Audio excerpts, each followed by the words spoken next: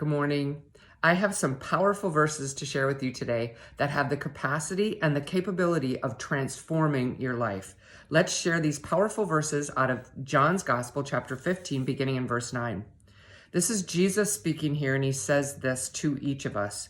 I love each one of you with the same love that the Father loves me. That right there, if we could just absorb that and understand that to the best of our ability, even to a small amount, that the love that Jesus has for us is the same way that the Father loves Jesus. Wow.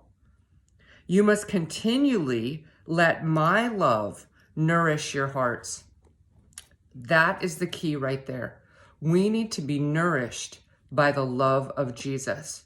If we could just give ourselves to that, and we give ourselves to so much information and so many conflicting thoughts, so much negativity. But if we could focus in, meditate on, and take in the love of Jesus and let that love nourish our hearts. If you keep my commandments, look at here, you will live in my love, just as I have kept my Father's commands, for I continually live nourished and empowered by his love. The way that Jesus lived such an amazing, victorious, overcoming, dominating life was through the nourishment of the Father's love. The times in the morning when he slipped away to pray and just be with the Father and fellowship and be loved by God. We need those times so desperately in these days to slip away in the morning, in the evening, and be nourished by the love of God.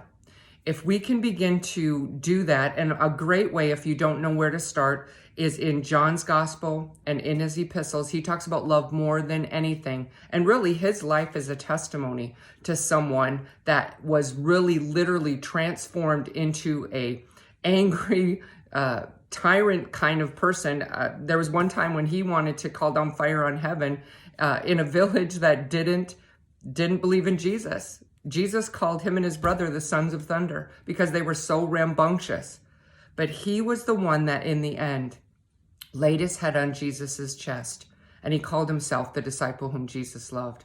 John had a revelation of the love of God, and it was literally a transformational component in his life. We could go on about this for a long time, but I want you to just remember these key takeaways. Let Jesus's love nourish you and live in that love. Make a conscious decision today to not live in the fear and the trepidation and the pressure and the anxiety that's in our world, and let this love begin to nourish your heart and transform you into the person Jesus always meant you to be. Take in that love today and be changed. Have an amazing day.